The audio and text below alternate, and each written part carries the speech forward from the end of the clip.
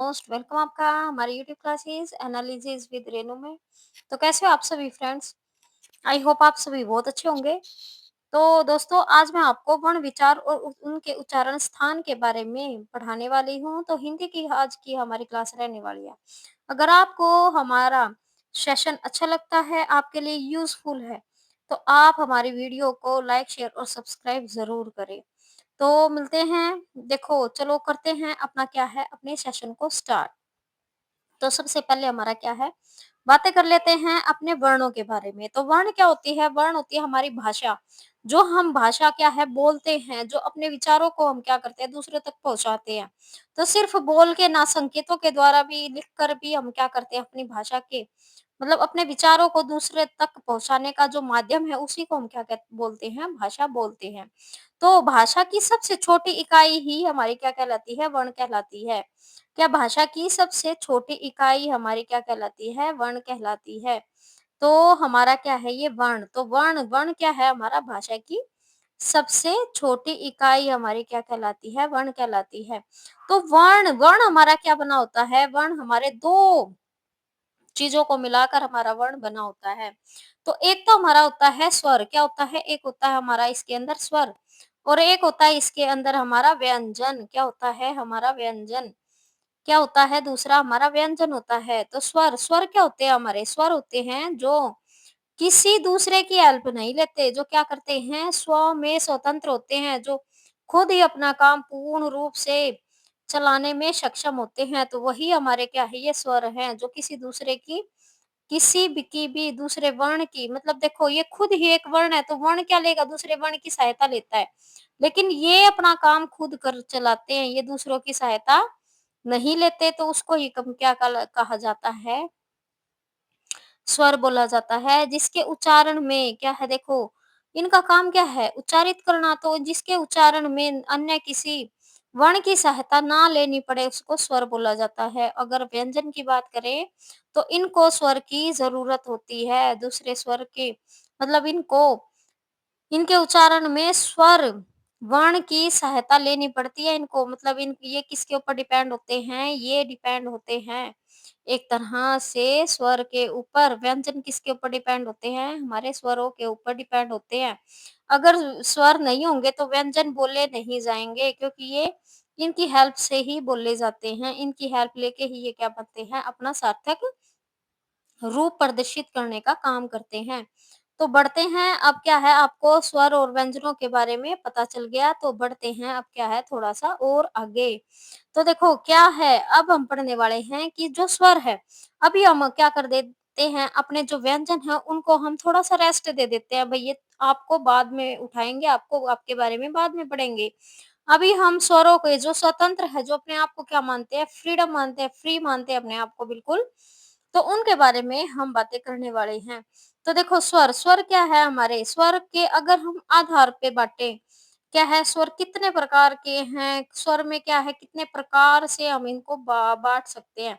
तो देखो हम अपने मुँह से क्या बोलते हैं, किसी भी भाषा से को बोलते हैं, तो इसमें क्या है, इसकी मात्रा के आधार पर कि मात्रा, अगर बड़ी मात्रा है तो उसको अलग बोल दिया गया, अगर छोटी मात्रा है तो उसको हर्ष बोल दिया गया, बड़ी मात्रा है इसको दीर्घ, और बहुत ही ज़्यादा बड़ी हो जाती है तो उसको विलुप्त स्वर बोल दिया गया।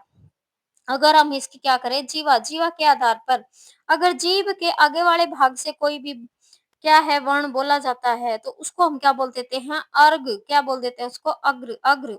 अगर बीच वाले पार्ट से, जीभ के बीच वाले पार्ट से कोई भी स्वर बोला जाता है तो उसको मध्य स्वर बोल दिया जाता है। अगर जीभ के पीछे वाले भाग से कोई भी स्वर बोला जाता है तो उसको पश्व स्वर बोल दिया जाता है। ऐसी नासिक, मतलब नाक से भी हम दो तरीके से क्या है, अपनी नाक में से स्वर बोलने का यूज करते हैं। तो अनुनासिक और एक हमारा हो जाता है इसमें निर्नुनासिक। क्या है हमारा? निर्नुनासिक और एक अनुनासिक। तो इन सभी चीजों के बारे में हम क्या करेंगे, खुलकर बातें करेंगे। हर एक चीज के बारे में अच्छे से जानेंगे हम। ऐसे ही हमारे क्या हो जाती है, ओष्ठ, मतलब होठों के आधार पर भी हम स्वरों को बोलते हैं कि होठ हमारे क्या हो जाते हैं, कभी तो गोल हो जाते हैं, कभी हमारे अर्ध गोल हो जाते हैं। और क्या है, उसी के आधार पर क्या करेंगे, इसमें हम बातें करेंगे। ऐसी हमारी क्या होती है, जीभ उठने के आधार पर, क्या है, कभी हमारी जीभ क्या हो जाती है, बिल्कुल गोल हो जाती है, कभी क्या हो जाती है, सीधी हो जाती है, कभी क्या है वो जैसे भी मूव करती है तो वह उसी के अकॉर्डिंग क्या करेंगे हम अपनी जीवा के उठाने उठने के आधार पर ही स्वरों का विभाजन करेंगे और उसको अच्छे से पढ़ने वाले हैं। तो अभी हम बातें कर लेते हैं क्या अपनी मात्रा के आधार पर स्वरों का विभाजन। क्या मात्रा के आधार पर स्वरों का विभाजन? तो देखें तो मात्रा के आधार पर अगर हम स्वरों का विभाजन देखें तो सबसे पहले हमारा क्या आ जाता है इसमें हर्ष स्वर। हर्ष हर्ष मतलब क्या है इसमें छोटे से क्या करोगे आप इसको याद करोगे और इनकी संख्या क्या हो जाती है। देखो मात्रा के आधार पर बात करें तो मात्रा के आधार पर हम 3 भागों में क्या करते हैं अपने स्वर को बाँटते हैं। तो 3 में से सबसे फर्स्ट में हमारा क्या आ जाता है इसमें हर्ष स्वर। तो हर्ष स्वर की संख्या क्या रहती है आपकी 4 रहने वाली है। क्या 4? इसके अंदर सारे के सारे हम छोटी मात्रा वाले शब्द लेने मतलब शब्द ना कह के हम इसको वर्ण कहेंगे। क्या है? छोटी मात्रा वाले वर्ण क्या करेंगे इसमें याद करने का काम करेंगे। इसके अंदर ए, इ, उ और एक याद रखना आपको क्या है इसके अंदर ऋषि। क्या याद रखना आपको ऋषि याद रखना है जो हमारा क्या है ये हर्ष ही माना जाता है। क्या है हमारा तो कम टाइम लगता है इनको बोलने में आप बोल के देख सकते हो क्या है ए इ उ ऋषि। तो जल्दी से हम क्या कर सकते हैं इनको बोल सकते हैं। तो इसी पर वजह से हमारे 4 क्या करने हैं आपको याद रखने हैं हर्ष स्वर। बात कर लेते हैं अपने दीर्घ। दीर्घ क्या होता है देखो दीर्घ दीर्घ हमारा होता है बड़ा। क्या है दीर्घ बड़ा मतलब बड़ी मतलब ज़्यादा क्या है एक तरह से जो टाइम लगे, तो उसको क्या बोल देते हैं हम दीर्घ बोल देते हैं। क्या बोल देते हैं उसको दीर्घ। तो दीर्घ की अगर बात करें तो इसमें क्या है हमारा, इसके अंदर सभी बड़ी बड़ी मात्रा वाले क्या आने वाले हैं हमारे शब्द आने वाले हैं जैसे कि आ, ई, ऊ, ए, ऐ, ओ, ओ। तो ये हमारे क्या हो जाएँगे इनकी अगर हम बात कर लेते हैं तो हमारे 7 माने जाते हैं क्या? जो हमारा आ है, जो हमारे क्या बोल जैसे डॉक्टर, जो तो ये वाला क्या हमारा ओ है जो ये क्या बोला जाता है? ये तो आगत बोला जाता है। क्या है ये? इसको आगत बोला जाता है। अगर इसकी संख्या के बारे में पूछा जाएगा, दीर्घ की संख्या के बारे में तो आपको 7 क्या करना है इसमें टिक करना है। फिर बात कर लेते हैं अपने क्या है ये थर्ड के बारे में, तीसरे के बारे में। विलुप्त स्वर, विलुप्त में क्या होता है बहुत ज़्यादा लंबी इसमें क्या है वाइब्रेशन, बहुत ज़्यादा लंबी वाइब्रेशन के साथ हम इनको बोलते हैं। जैसे हम क्या बोलते हैं अपना सनातन धर्म का हमारा सबसे शक्तिशाली जो मंत्र होता है उसको हम बोलते हैं जैसे ओम। क्या बोलते हैं हम? ओम बोलते हैं। ठीक है? ऐसे हम बोलते हैं अरे! ऐसे हम बोलते हैं हे। तो ये हमारे क्या हो जाते हैं ज़्यादा लंबा खींच देते हैं जिन शब्दों को हम वो प्लुप्त स्वर हमारे बोले जाते हैं। क्या प्लुप्त स्वर बोले जाते हैं। तो ये हमारे 3 पार्ट हो गए क्या? 3 पार्ट हो गए। तो पहले में हमने 4 याद रखने हैं छोटी मात्रा वाले, दूसरे में 7 याद रखने हैं और तीसरे वाले की संख्या नहीं पूछी जाती आपसे। या तीसरे वाले की संख्या कभी भी नहीं पूछी जाती। जो संख्या पूछी जाती है 4 और 7 और आपको क्या करना है ये मात्रा के आधार पर 3 याद रखना है। क्या मात्रा के आधार पर आपको ये 3 याद रखना है। तो अभी पढ़ लेते हैं क्या एक तरह से हम अपने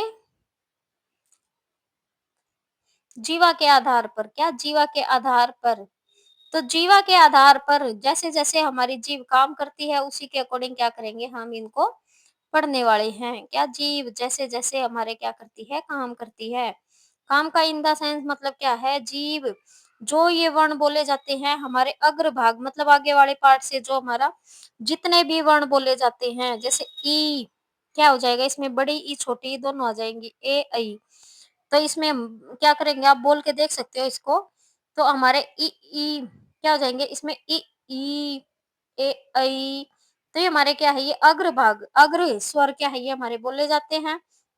ऐसे मध्य मध्य मतलब क्या है बीच वाले जीभ के बीच वाले पार्ट से हमारे ये वाले जीवा के बोले जाते हैं। जीवा के आधार पर क्या है ये जीवा के बीच वाले पार्ट से अ बोले जाते हैं अ। तो इसमें भी याद रखना हमें 4 अग्र में क्या हो जाएँगे हमारे 4। ऐसी मध्य में मध्य याद रखना आपको एक ही याद रखना मध्य के अंदर। ऐसी पश्व पश्व मतलब जो जीभ के पीछे वाले भाग से बोले जाते हैं। जो पीछे वाले भाग से क्या है ये बोले जाते हैं तो ये हमारे क्या हो जाएँगे ये पश्व स्वर होते हैं। क्या है ये पश्व स्वर और इनकी संख्या याद करें तो 5 क्या है, हमें इनकी संख्या याद रखनी है, कितनी 5। तो हमारा क्या हो जाएगा, जैसे इसके अंदर पढ़ेंगे जितने भी गोल आकार वाले, जितने भी इसमें 3 बनेंगे, 3 से क्या कर लेना, आप इसको याद कर लेना, ठीक है? जितने भी एक ए को छोड़ के जितने भी हमारे क्या है ये सेम जो आएँगे, तो ये सारे के सारे इसके अंदर आ जाएँगे। जैसे उ, क्या आ जाएँगे इसमें, उ, ऊ, ओ, ओ, आ। और ये आगत वाला हमारा क्या हो जाएगा, ये ध्वनि हो जाएगी। क्या है ये, जीवा के आधार पर क्या करेंगे, हम इनको पढ़ने का काम करेंगे। अब एक और पढ़ लेते हैं हम, नासिक क्या है, अनुनासिक और निर्नुनासिक क्या है, अनुनासिक और निर्नुनासिक क्या करेंगे, इसमें हम याद रखेंगे। तो नासिक नाक के आधार पर, अनुनासिक में आपको याद रखना है चंद्र बिंदु आ जाता है हमारा किसके अंदर, अनुनासिक में।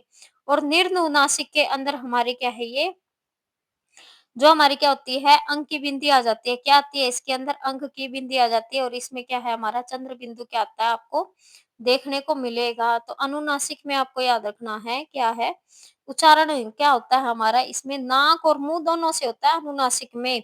और निर्नुनासिक में क्या होता है हमारा, निर्नुनासिक में सिर्फ नाक से ही हमारा शब्द बोला जाता है। जैसे अंगूर, ठीक है, क्या है हमारी अंगूर, और इसमें आप याद रखोगे आँख, क्या है इसमें आँख, देखो अंगूर और आँख, अगर आप बोलोगे तो आपको क्या आ जाएगा, अंतर आपको समझ में आएगा, ठीक है? तो ये हमारे क्या थे, ये हमारे आज की क्लास थी। तो आगे जो हमारा ओष्ठ और जीवा के उठाने के आधार पर है, जो स्वर रह गए हमारे, तो उनको हम क्या करेंगे, हम कल वाली क्लास में करेंगे, और जो व्यंजन है उसको फिर हम का क्या है, कल वाली क्लास में ही करेंगे। तो आपको आज वाली क्लास कैसी लगी है, ये आपको कमेंट बॉक्स में बताना है।